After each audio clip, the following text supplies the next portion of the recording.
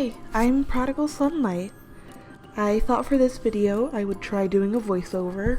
I don't know how it's gonna go. Let me know if this is obnoxious and you just prefer music, or if you'd like to hear more of these. I'm good with whatever. I just thought I'd give it a try.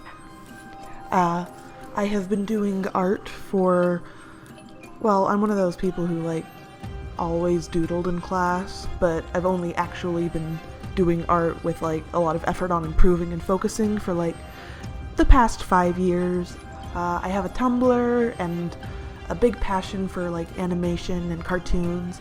I was super inspired by shows like The Last Airbender and Gravity Falls growing up, and it's just I love art. It's a big part of my life, and cartoons are just a big deal to me. I really enjoy them. This particular piece, I wanted to test my new computer that I got.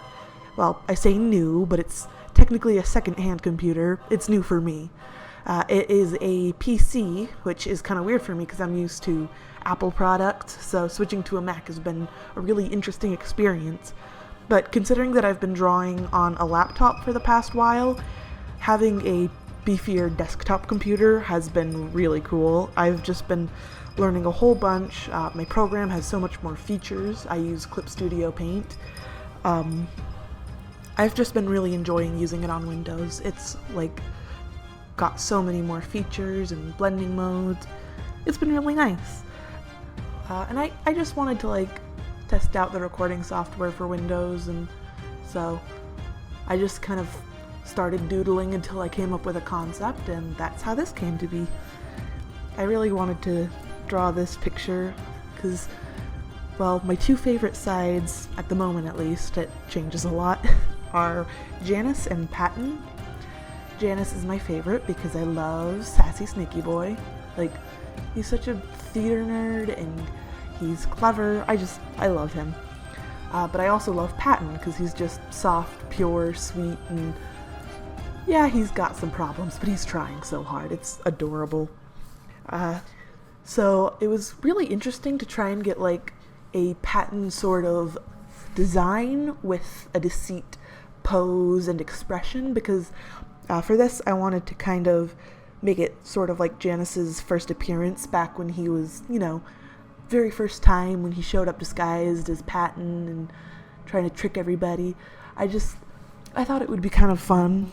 It's obviously not a direct parallel because it's got him with his hook from the newest episode and a bunch of big old snakes, because aesthetic. It doesn't really fit anywhere in the story actually, but I just really liked the way it looked, so I went with that. For Patton's design, I wanted to do a bunch of little tweaks. I'm still not 100% on my designs for each side. I know they look fairly similar, but it's still fun to tweak stuff. I'm really into character design, so I kind of push how similar they look and how similar they don't look. I don't know.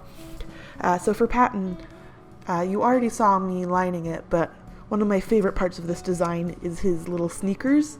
I love the little kittens, the pride rainbows, the hearts on his little straps.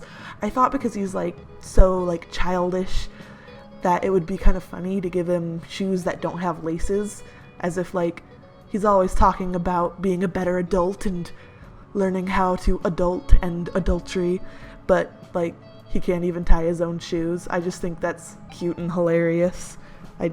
So I gave him little strap shoes, and I wanted them to have big fat tongues. I know he's a dad, so he's probably not the most fashionable boy, but I just wanted to give him some fun, cutesy sneakers. I also gave him those little friendship bracelets. It's not being colored right now, but when it gets to that, you'll notice that he has 3, and they are purple, red, and dark blue. I wanted one for each of the kind of main light sides because, Patton loves his friends, and I thought it would be cute to give him little color-coded friendship bracelets.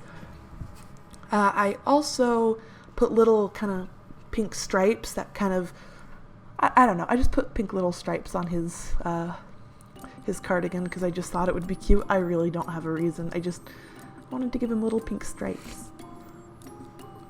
Let me have little pink stripes. Anyway, You'll also see this when I get into coloring the skin, but I give Patton freckles, but I decided to try something where I put extra freckles on the side of his face where Deceit has his scales and kind of made them subtler than his main freckles, but still there. So it's like, it still looks like Patton with his freckles, but like it's got like a slight hint towards Deceit's scales. I don't know, it was just kind of an idea I was working with. There's something so fun about drawing snakes. Like, whether it's drawing them creepy or cute, their little puppy mouths and their long, loopy curves, it's just, oh, it's so satisfying and therapeutic, and I just love the way they turned out, like, contrasted with, like, their loopy, swoopy bodies up against the really, like, geometric hook. I just thought it looked really cool. I actually don't normally do the little, colored streak for the sides, but I see it in a lot of art, and I don't know, it's just cute, and so I decided to give it a try. I think it turned out all right. I don't know if I'm gonna keep doing it or if it's just for this picture, but I had a lot of fun. I tried to make some really intense spooky shading, but we'll come back to that when I start actually doing it. Oh, here you can see the freckles that I was talking about. Just scattered them all around, and there's the ones on his face that are trying to be like kind of a subtle reference to Deceit's freckles. I had a lot of fun coloring this. It took me a while to figure out like what colors I wanted to use, because I really wanted like bright, poppy cartoon colors, but then I needed it to look suitably spooky and ominous once I added all the shading. So figuring out how to balance that really cutesy, bright aesthetic with like the kind of sinister vibes that I wanted it to have, it was a fun challenge. I think it turned out pretty good. You'll have to let me know in the comments. So mostly I've been, well, I say mostly, but the big thing that caused my channel to get a bunch of subscribers lately is my animatic, which was Ghosts, and it was Virgil, and it was based on this really incredible fanfic that I read. Like, it was just so good, and like I worked on that thing for like a year after I read that fic, because like it was just so good. It didn't take me a year to make, I just procrastinate constantly, so it took a year to finish. It probably would have taken a lot less long if I had any capability of focusing.